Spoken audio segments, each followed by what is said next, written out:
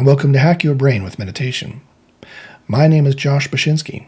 I've been meditating for over 20 years. I have a master's degree and PhD ABD in neuroscience, psychology, and philosophy. I have a TED Talk called The Future of Google Search and Ethics. I also have 3 black belts, and I've been doing internal Asian-based martial arts for 30 years.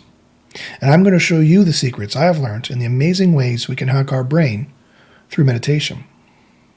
Last week, we covered some basic concepts. If you haven't seen that course, you might want to take a quick look. This week, we are going to dive into more interesting meditation concepts. And also, of course, I will offer you a meditation lesson at the end.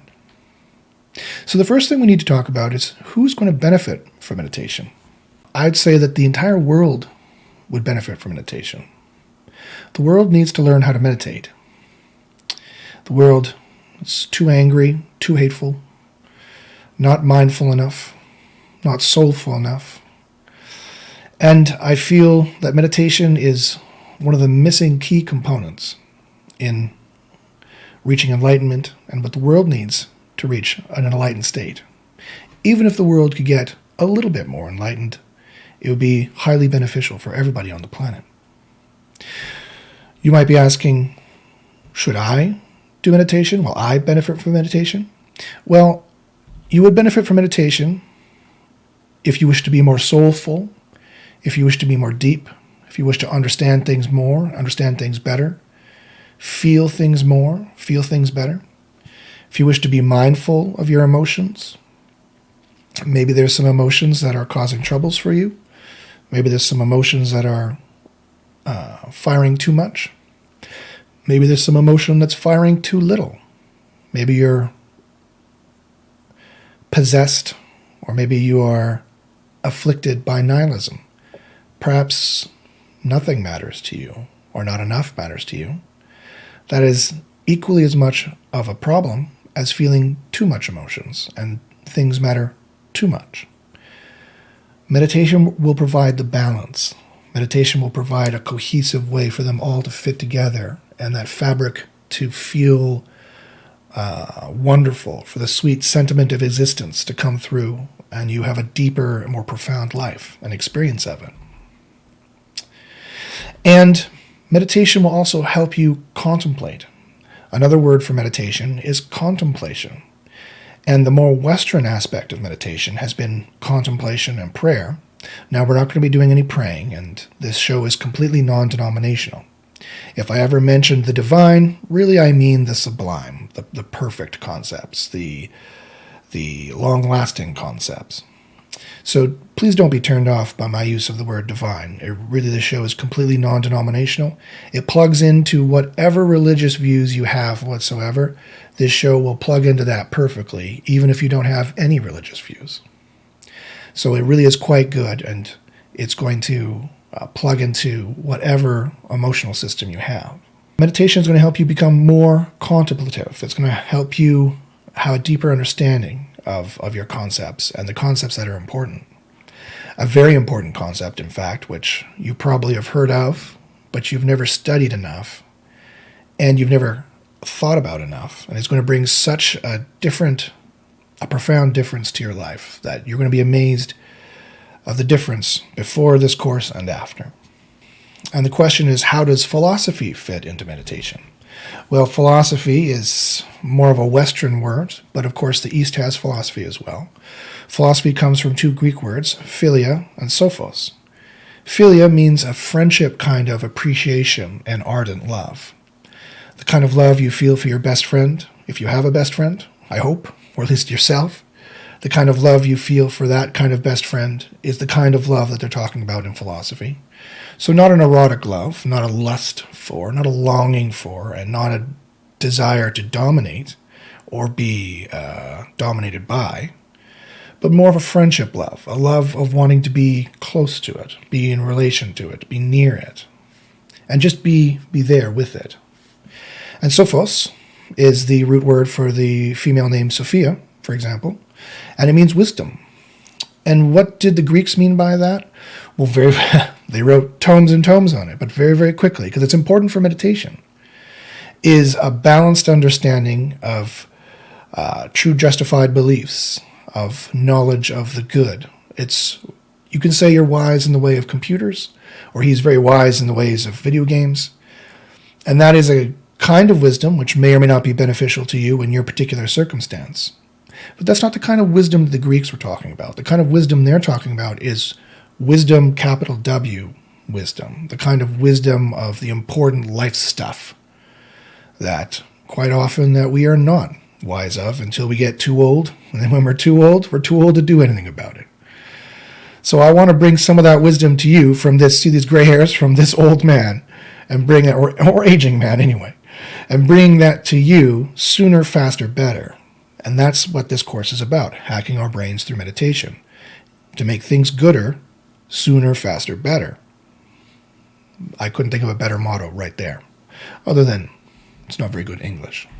Finally, the last question we'll talk about, and then we're going to get into actual lessons, is how does martial arts fit into meditation? A lot of people ask me about my martial arts practices, but there will be absolutely no martial arts practices in this course. This is just for meditation. But in the martial arts that I've done, there's been more Zen methods. There's been more methods that will increase your physical prowess, that will improve your physical prowess, that will allow you to cope with your fear, allow you to cope with your anger, allow you to cope with your aggression, and focus that in directed physical ways. And I'm going to use a lot of those concepts I've learned there in a general meditation for us to become more mindful, become more soulful, and to have, as I just said, make things gooder, faster, better, to reach enlightenment. So don't worry, I won't have you doing karate kicks off the roof. Not in this course, anyway. But I will, and I have learned many secrets there, more Zen Buddhist secrets, coming more from a Japanese method, I suspect, although I learned it from a Chinese frame. I am able to bring a lot of those secrets in here, and there's some amazing secrets there. And usually, you'll know when I'm doing more of that kind of meditation, when I start to bring the hands in and start moving around in kind of a Tai Chi pose. And there's kind of a trying to generate, manipulate the emotions and the feelings here with the hands. And I have to admit, with my 30 years of martial arts background, I do fall into that quite a bit. You don't have to if you don't want to. You could just sit there with your hands in your lap or crossed here or wherever is comfortable for you, and you can just follow along with the lesson. Or you can follow along with the hands. It's totally up to you. Just be careful if your eyes are closed not to hit the mic or hit a person walking by or hit your screen. Of course, be mindful of your environment as well. Okay, so let's get right to the meditation lesson. Last week, we talked about very interesting methods, which was introduced to me called a Buddhist mind frame, which was called spin the cloud, or tear the cloud, break the cloud. And again, I'll go over that lesson very quickly of what it is. And instead of explaining it, we'll go through it quickly, and then I'll give you the new lesson afterwards. So I wish for you to feel where your emotions are in your body. Feel where your feelings are in your body. Feel everything you're feeling. Become cognizant of all that you're feeling. Think, where is it in my body? Is it even in my body? I kind of feel my emotions here, about a few inches in front of my chest, in front of my heart, is where I feel it. If I imagined where I'm feeling my emotions, where I feel the fear, where I feel the love, where I feel different emotions. You might be similar. And I want you to feel how your entire body feels. I want you to feel every little part of it. I hope it's not too uncomfortable to do so if you're in a very negative state. And then I want you to imagine or to feel, which way is it moving? Is it spinning on an axis? Is it swirling? Is it bubbling up like out of a beaker and coming down the sides? Is it swirling in and out like a Mobius strip? It could be moving in any of those ways. And if it's not moving in any way, I want you to imagine it moving. I want you to feel a four-dimensional movement in your feelings. I want you to will it. I want you to feel that it's moving in that direction. Imagine it's moving in that direction. Right now, for me, the emotions are swirling this way, in and out. And they're going to change. They'll move around on their own. That's fine. Let them. And once you finally have that feeling of how everything feels and the emotions, this is the key component. You need to consciously feel them moving in the other way. You need to consciously break those feelings. You need to consciously break the movement of those feelings. You can use hand gestures if you want. You need to consciously feel the movement stopping and going the other direction or breaking that direction. And then for me, for a very nervous mind, I need to break them again and break them again and break them again and break them again and break them down into a trillion little tiny dust pieces. And keep doing that. Keep imagining and feeling how the motions, the movement of the motions are getting broken and shattered and moving around and torn up and torn again and torn again and torn again. It might cause a emotional reaction, an emotional switch reaction, like you just saw in my yawn.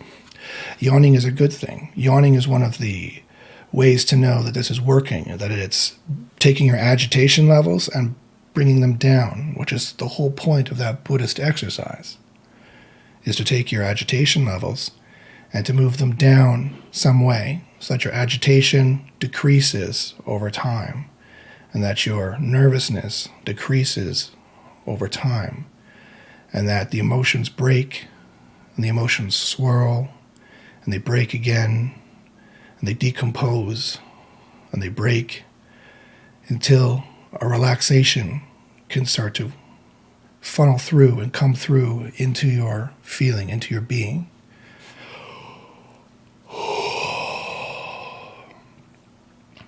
So yawning is a common signal for mammals. Hopefully when I yawn, you'll yawn, and when you yawn, other people will yawn. That is fascinating. I could spend a whole course talking about just that concept. But I want to move on to our next lesson. But if you're yawning, that's a good thing. Tearing, eyes welling up is also a good thing. I'll explain why in future courses, but it's fascinating and wonderful and such an incredible brain hack. And also gurgling, your parasympathetic nervous system firing up, your heart rate lowering, your breath deepening and lowering, your body gurgling and wanting to process. Those are all wonderful signs and signs of progress and success. So don't stifle a yawn if you're going to feel it. In fact, I want you to feel the yawn. I want you to yawn bigger. I want you to feel the yawn and yawn as much as possible.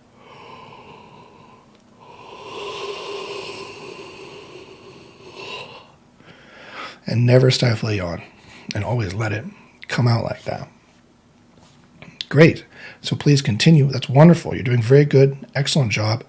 Continue on with the spitting the cloud and breaking and turning the cloud. It takes practice. For me, it was a very alien thing to do to start, but some genius Buddhist monk thought that up in the last 5,000 years of Buddhism, and that is a key component to hacking our brain and what we're going to be doing here.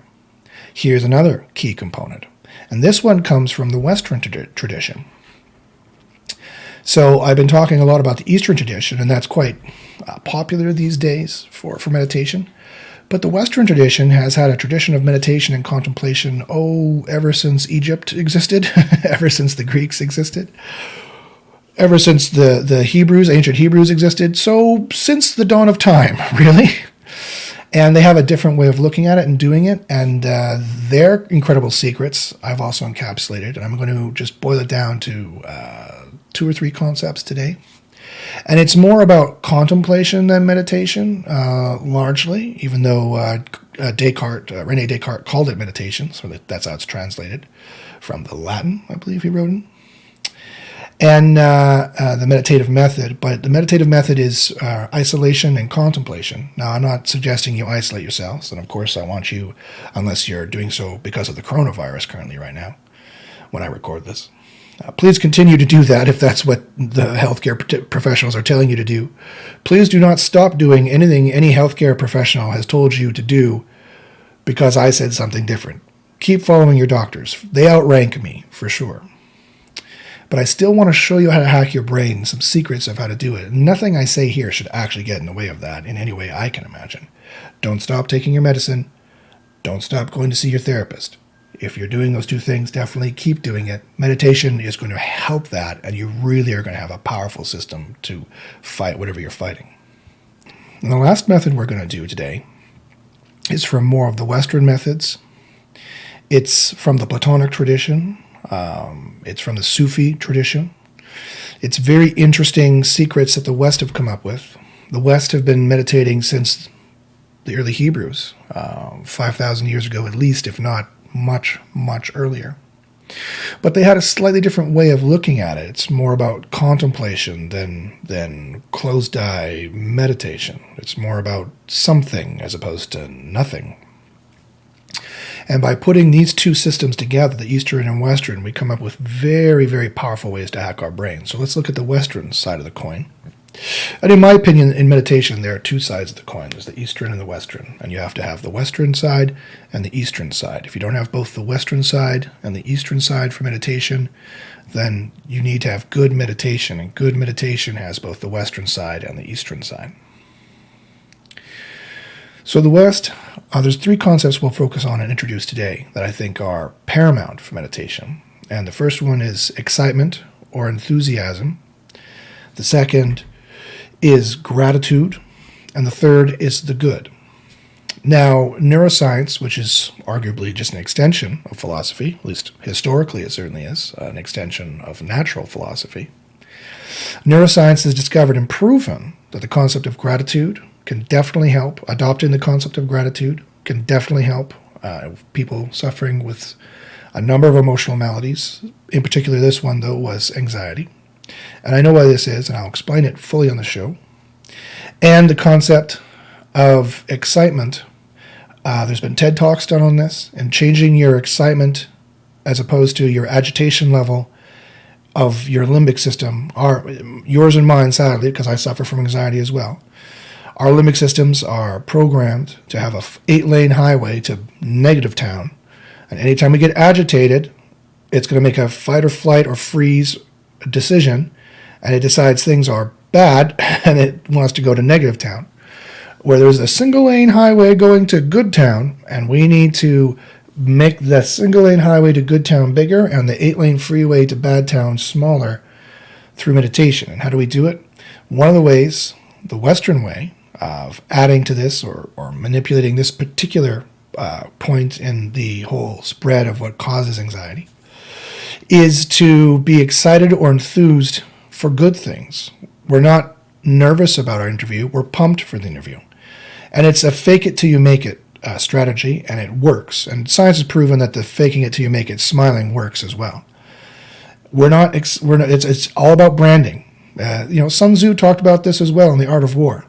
It's about believing in the ultimate righteousness of your cause. It's all about branding. We're not worried about the interview. We're pumped for the interview. We're not worried about what's going to happen. We're pumped for what's going to happen. We're excited for today. We're pumped for today.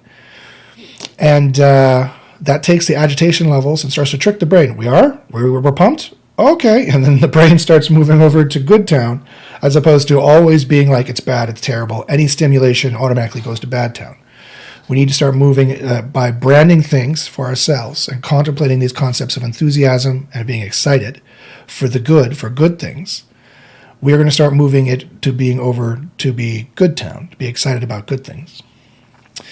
The concept of enthusiasm is similar, but it's when you're not feeling excited at all, you can still be enthused. You can have enthusiasm. That is to say, you could be into good things. And we have enthusiasm for the good, which is the last concept, which is the most important one, which I'll explain in a second. We have enthusiasm for the good. The old Greek word for enthusiasm is enthusmos.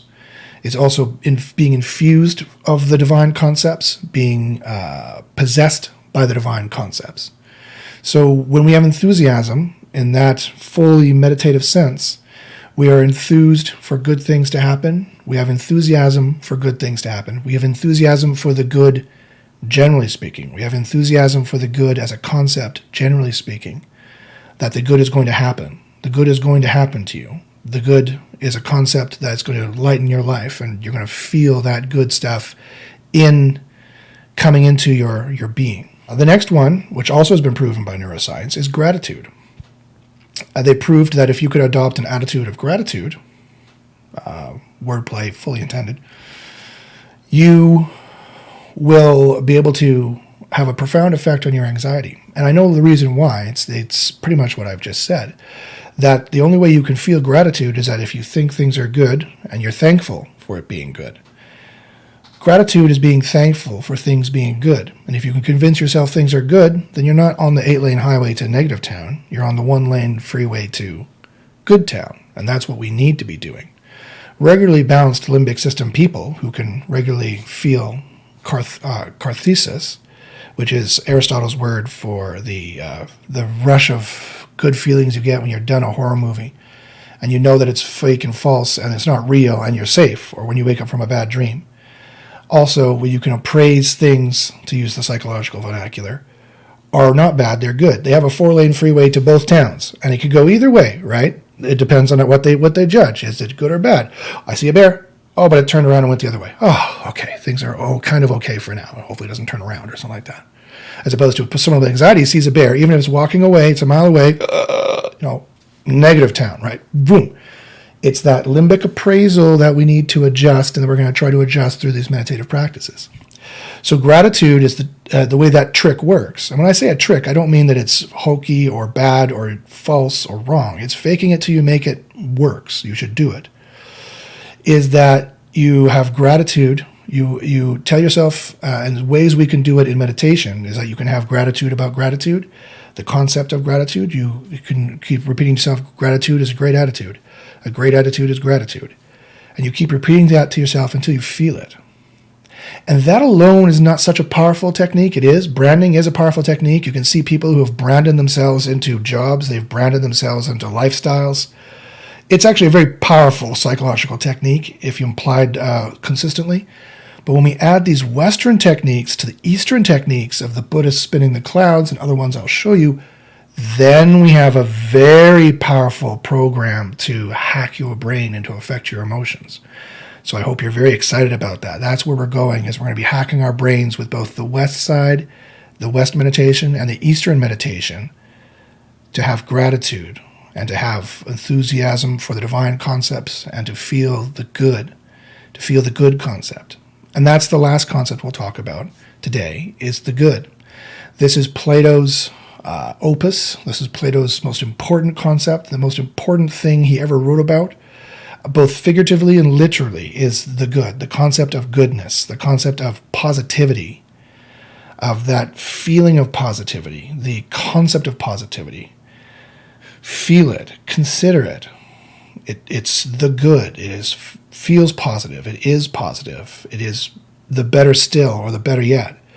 When we're planning what to do, and I say, let's go eat here, and you're like, no, we can't eat here. Melissa has a gluten allergy. I know. Better yet, let's eat here. Or better still, let's do this.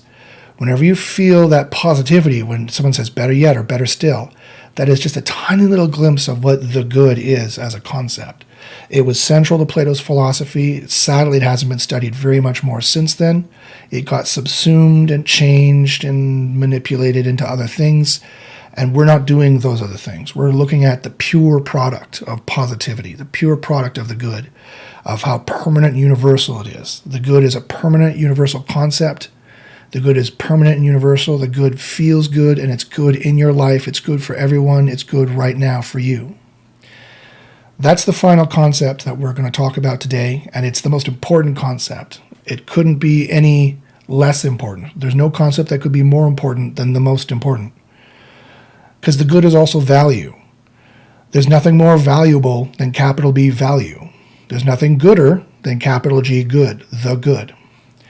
And those are the concepts that we're going to orient our soul towards, the divine concepts. Again, no religious denomination whatsoever.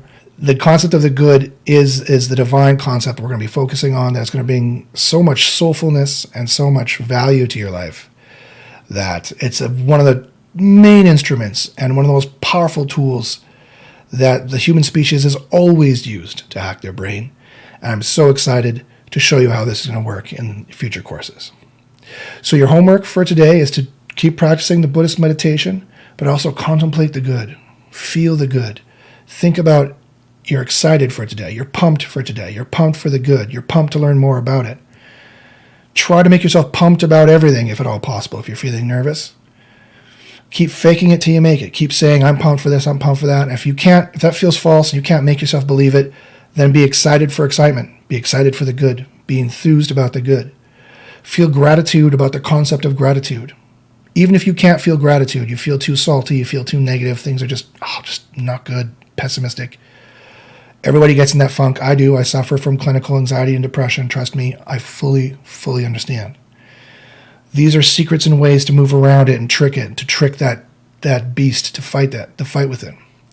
And feeling gratitude about gratitude, just telling yourself that gratitude is a great attitude, that's a statement. It has nothing to do with you. Gratitude is a great attitude is gratitude. And feel it until you start feeling positive about it, and you might actually start feeling gratitude and contemplating the good and how good it is and how positive it is and how important it is, how valuable it is. Just the concept of value and goodness. Feel the good. Don't just contemplate it. Feel how good it is, and practicing the Buddhist meditation even at the same time, if you can start mastering that, and you're well on your way to hacking your brain. So thanks for watching for today. Please remember to like and subscribe somewhere down here. I always forget where it is, but please remember to like and subscribe. Somewhere down here, it's either over here to like and subscribe or over here to like and subscribe. Please remember to like and subscribe. That would be a very good thing. Thank you very much. And good luck in your lessons, and we'll see you next time.